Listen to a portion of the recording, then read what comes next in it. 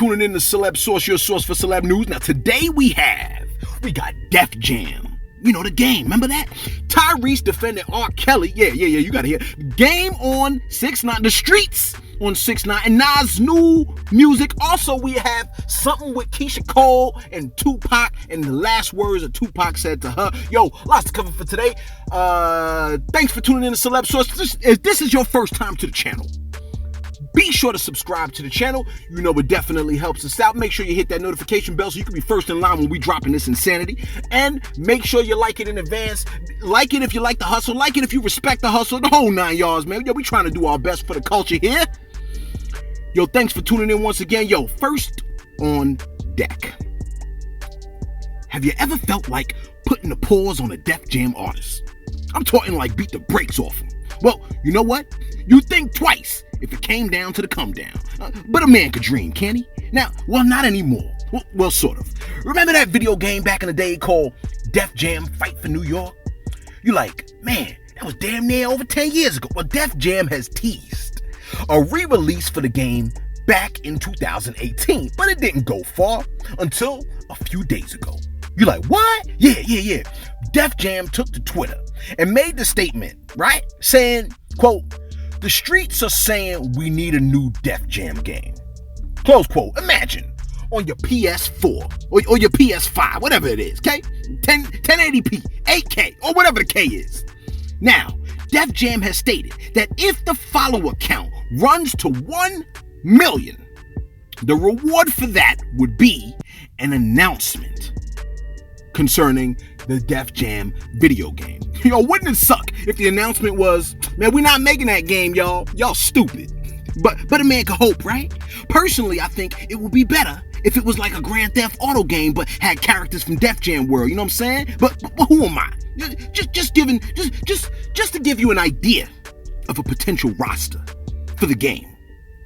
Think about it. You got Nas, Ja Rule, Ludacris, Designer, 2 Chainz, Dave East, Justin Bieber. Yo, you gotta get Justin in there, okay? Alicia Cara, okay? She could be singing here the whole time, like she, I don't want to be here, and you be trying to keep her in the game, and she's always trying to leave and stuff like that, right? It would be interesting, but whatever. Be sure to follow on Twitter, Def Jam, and see if you can get that follower count up to 1 million if you want that game. Now, have I got news for you? Tyrese was speaking with our Uncle Fat Joe. He's everybody's uncle, man.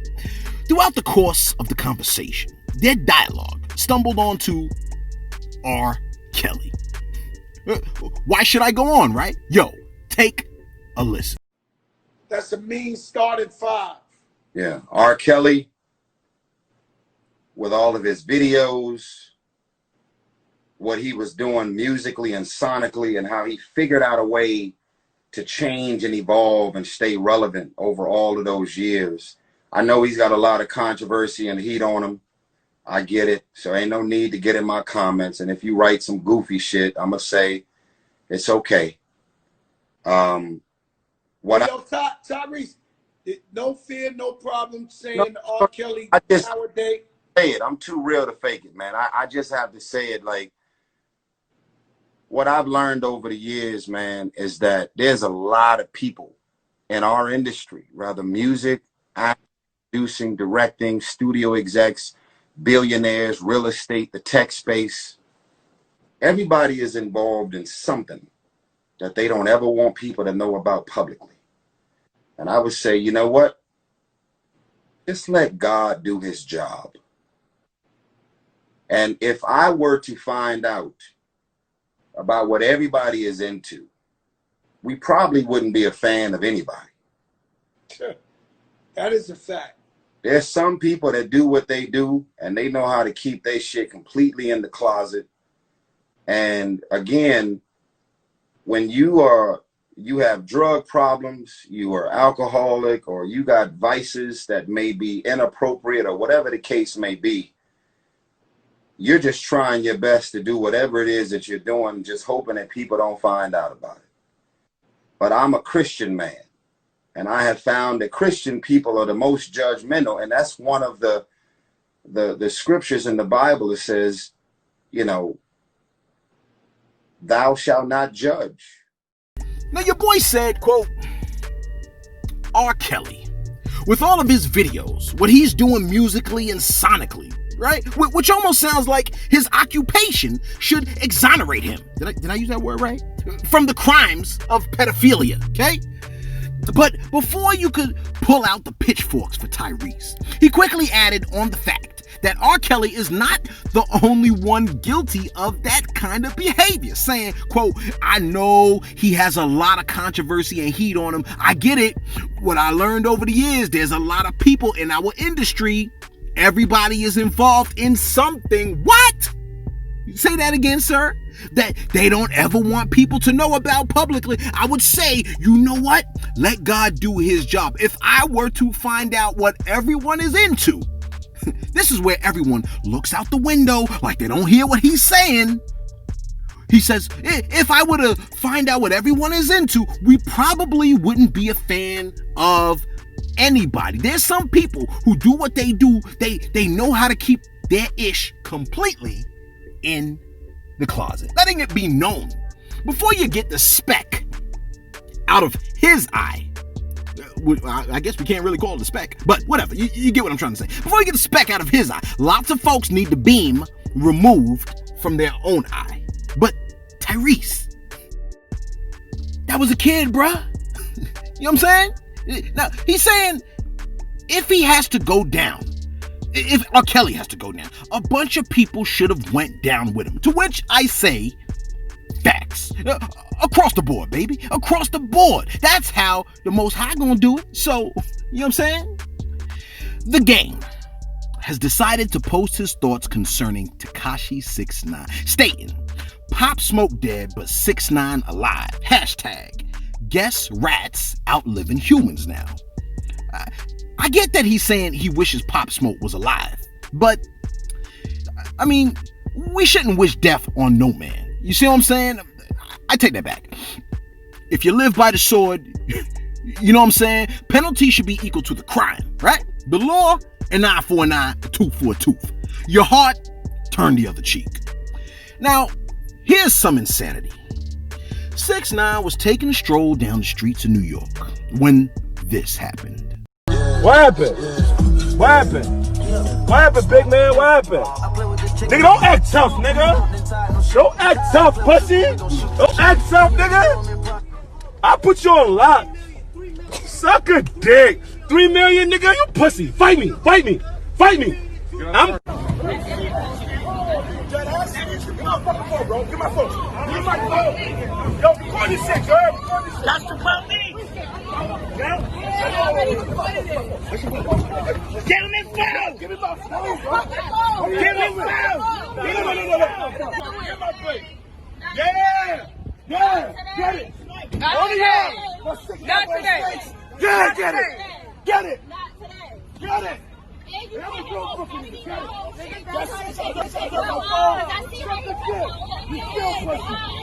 Y'all saw that. Y'all saw that. We saw the whole shit. Y'all saw that. We saw These the whole niggas, shit. you still pussy. You still pussy. Y'all saw that. Y'all saw that. That's the lieutenant. Oh yeah, lieutenant. Yes. What's up, lieutenant?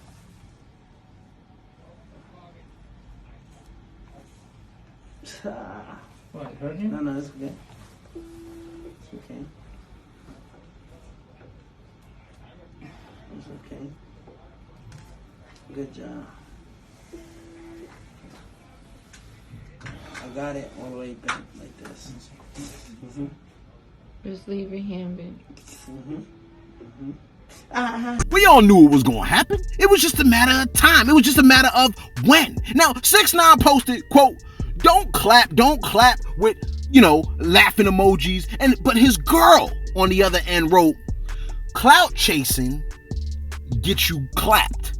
Then you gonna want to start screaming BLM. Close quote.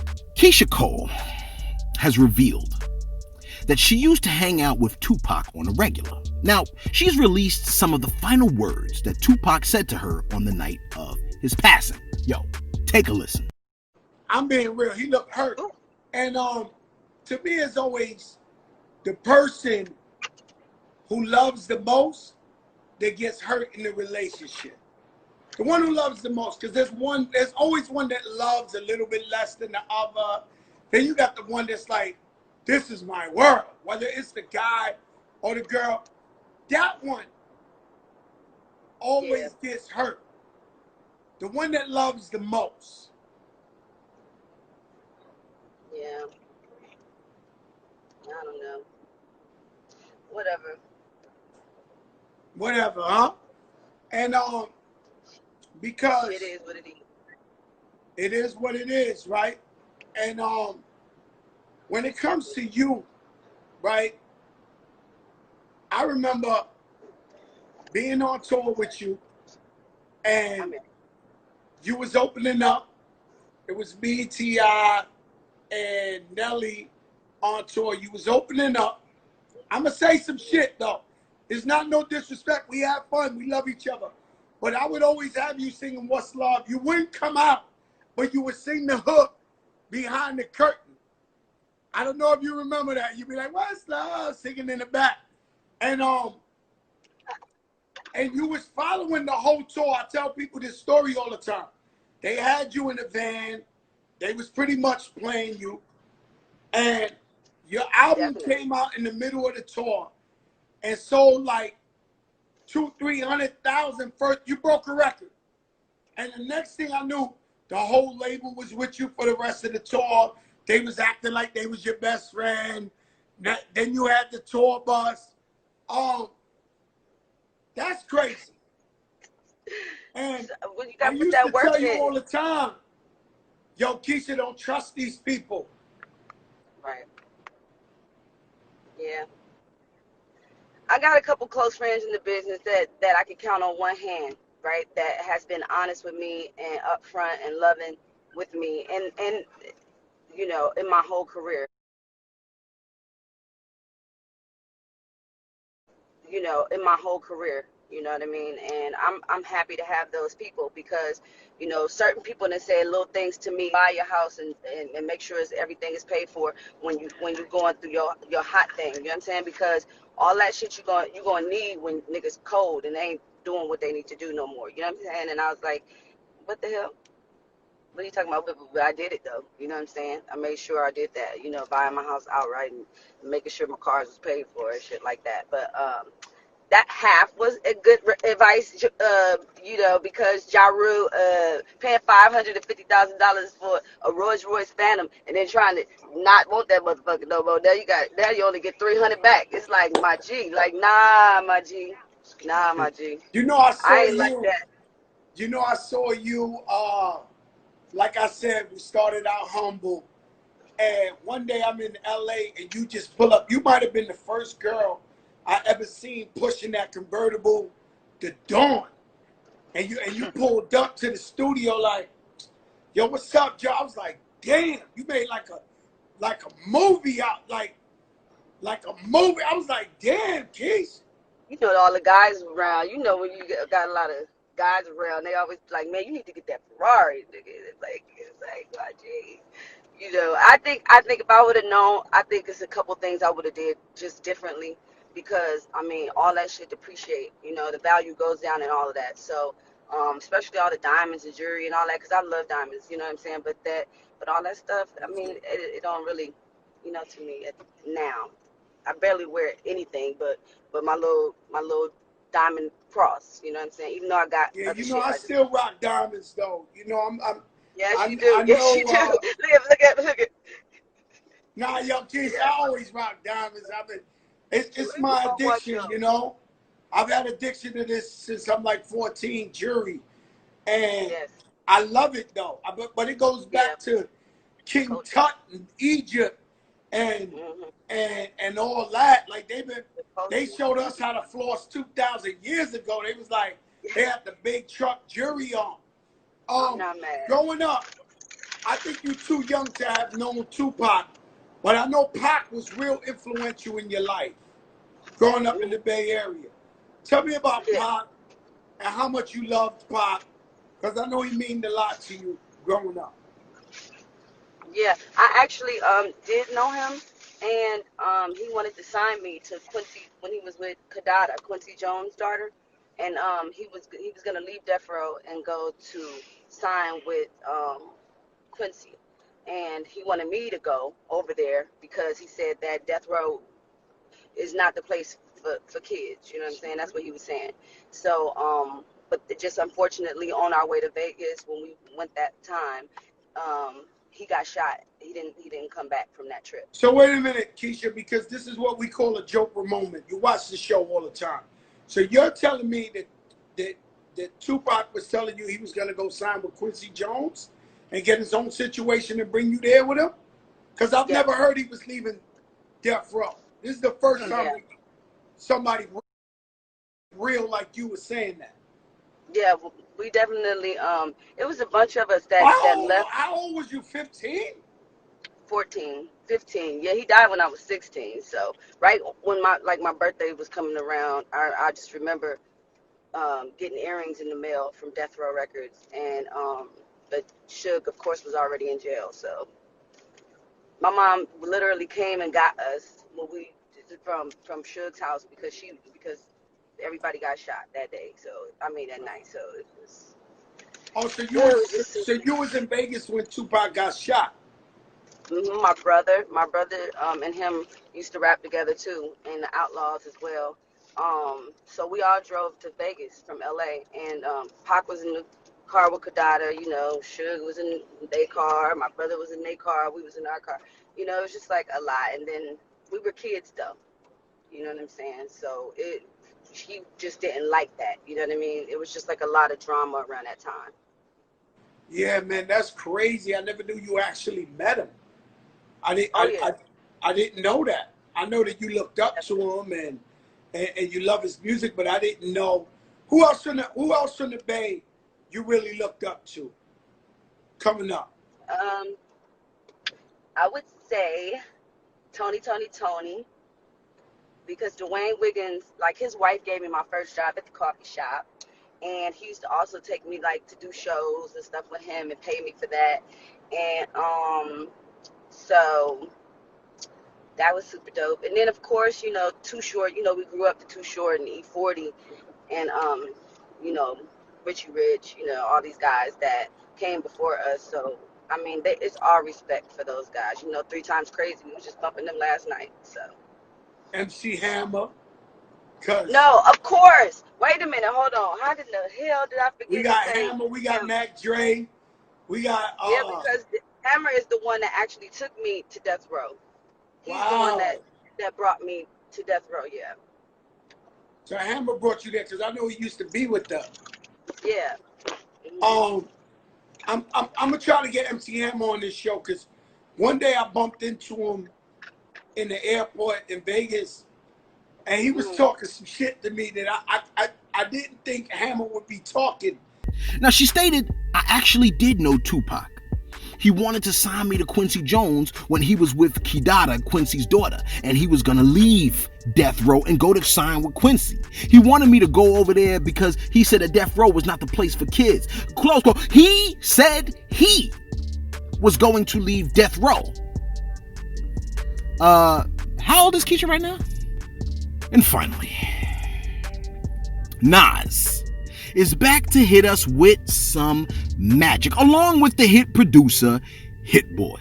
Now, Nas dropped a bit of a trailer for an album that should be dropping as soon as next week, August 21st. We are eager to see what Nas is cooking up for us, especially after he was also seen with Dre not too long ago. Yo, we gonna wait with our forks and knives ready to dig in. In the meantime, yo, let us know what you think. What are your thoughts about what Tyrese was saying? What do you think he was really implying? And do you even remember Def Jam Fight for New York? If it releases, who's going to be your main character? Yo, let us know what you think. Be sure to like, be sure to subscribe. Thanks for tuning in to Celeb Source, your source for celeb news.